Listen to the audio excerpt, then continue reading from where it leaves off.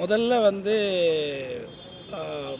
முக்குளத்தூர் புலிப்படை சார்பாக முதலமைச்சர் அவர்களுக்கு அந்த டீநோட்டிஃபைட் சான்றிதழ், ஒற்றை சான்றிதழ், இரட்டை சான்றிதழாக மத்திய அரசாங்கத்திற்கு ஒரு சான்றிதழாகவும் மாநில அரசுக்கு ஒரு சான்றிதழாகவும் இருந்ததை நீண்ட நாள் கோரிக்கையை ஏற்கனவே நான் சட்டமன்றத்திலே பலமுறை வலியுறுத்தி அந்த கோரிக்கையை நிறைவேற்றியமைக்காக முக்குளத்தூர் புலிப்படை சார்பாக தமிழக முதலமைச்சர் அண்ணன் அவர்களுக்கு என்னுடைய நன்றியை தெரிவித்தோம். வரக்கூடிய பாராளுமன்ற தேர்தலில் ஒட்டுமொத்த இந்தியாவில் இன்றைக்கு இருக்கக்கூடிய அந்த இந்தியா கூட்டணி என்பதை உருவாக்குவதற்கு முன்னோடியாக இருந்த மாண்புமிகு தமிழக முதலமைச்சர் அவர்களுக்கு வாழ்த்துக்களை கூறி, வரக்கூடிய இந்த தேர்தலிலே மதவாத சக்திகளுக்கு மதத்தை வைத்து இந்தியாவை மக்களை பிரிக்கக்கூடிய ஒரு நச்சு விதையை விதைக்கக்கூடிய அந்த பாரதிய ஜனதாவினுடைய ஆட்சி காலங்கள் முடிவு பெற வேண்டும். ஒரு சமத்துவமான எல்லா மதங்களையும் எல்லா மொழிகளையும் ஏற்றுக்கொண்டு ஒரு சம மனநிலையிலே மனிதநேயத்தோடு இந்த இந்தியா உருவாக வேண்டும் என்கின்ற உயர்ந்த நோக்கத்திலே முக்குளத்தூர் புலிப்படை வரக்கூடிய பாராளுமன்ற தேர்தலிலே இந்தியா கூட்டணியை ஆதரிப்பதோடு தமிழகத்திலே மாண்புமிகு முதலமைச்சர் அவர்கள் போட்டியிடக்கூடிய திராவிட முன்னேற்றக் கழகத்தின் அதனுடைய தோழமை கட்சிகளோடு போட்டியிடக்கூடிய 40 தொகுதிகளிலும் மிகப்பெரிய வரலாற்று சிறப்புமிக்க ஒரு வெற்றியை அடைய வேண்டும் என்கின்ற நோக்கத்தோடு ஒட்டுமொத்த முக்குளத்தூர் புலிப்படையில் இருக்கக்கூடிய இளைஞர்கள், நான் உட்பட அனைவருமே இதற்காக தீவிரமான ஒரு பிரச்சாரத்திலே மக்களிடத்திலே நல்ல திட்டங்களை எடுத்து சொல்லியும், இந்த கடந்த 10 ஆண்டுகளாக பாரதிய ஜனதா கட்சி தமிழகம் மட்டுமல்ல ஒட்டுமொத்த இந்தியாவிலே செய்த அக்கிரமங்களையும் அழிவு நிலைகளையும் ஊழலையும் மக்களிடத்தில் எடுத்துச் செல்ல வேண்டிய ஒரு நிலைக்கு நாங்கள் உறுதி பூண்டிருக்கிறோம் என்பதை இந்த நேரத்திலே தெரிவித்துக் கொள்கிறேன்.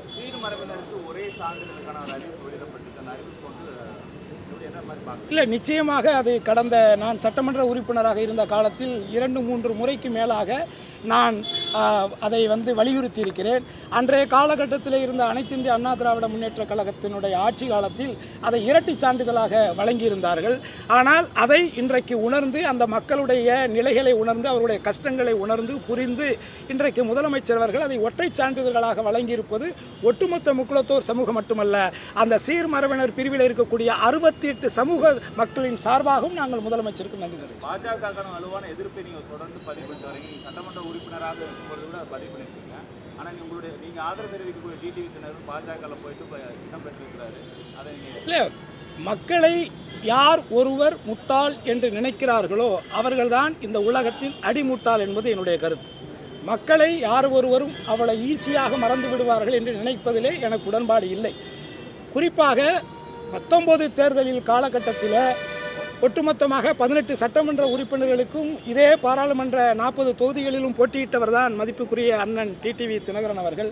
ஆனால் இன்றைக்கு ஒரு சீட்டுத்தான் நான் எதிர்பார்த்தேன், 2 கிடைத்து விட்டது என்று சொல்லக்கூடிய ஒரு நிலை என்பது மிகவும் வேதனைக்குரியதாக இருக்கிறது.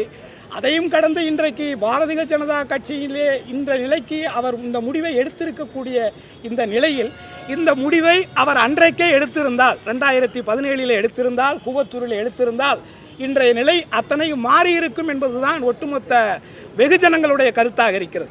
அன்றைக்கு இதே பிஜேபியிடத்திலே அவர்கள் ஒரு தொடர்பை ஏற்படுத்தி நட்பை இன்றைக்கு இருக்கக்கூடிய இந்த நட்பை உருவாக்கியிருந்தால் நிச்சயமாக சின்னம்மா அவர்கள் சிறைச்சாலைக்கு சென்றிருக்க மாட்டார். நிச்சயமாக இந்த அவல நிலைகளெல்லாம் ஏற்பட்டிருக்காது. ஒட்டுமொத்தமாக நம்பி மோசடி செய்த எடப்பாடியினுடைய ஆட்சியும் அதை தொடர்ந்து நடைபெற்றிருக்காது.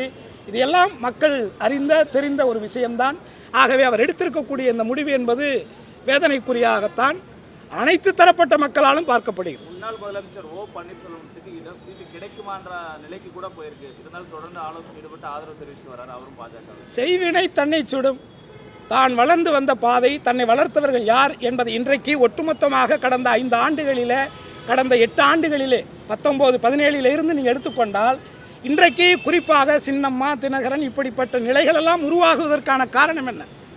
ஓபிஎஸ் அவர்கள் தர்மயுத்தம் என்று ஒன்றை அம்மாவினுடைய சமாதியிலே அவர்கள் உருவாக்கினுடைய வெளிப்பாடுதான் இத்தனையும்.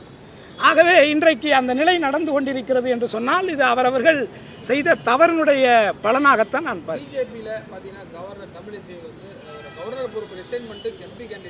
இது இந்தியாவில் மட்டும்தான் நடக்கும்.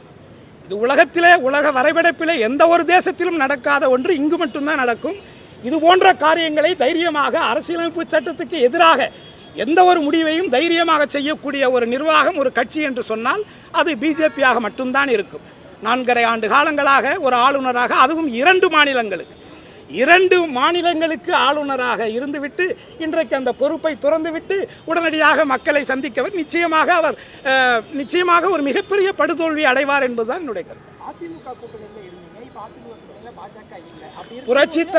புரட்சி தலைவி அம்மா அவர்களால் அடையாளம் காட்டப்பட்டவன் தான் இந்த கருணாஸ். அந்த இரட்டை இலையில் நின்று வெற்றி பெற்றவன் தான் நான் என்றைக்கும் நன்றி மறப்பவன் அல்ல.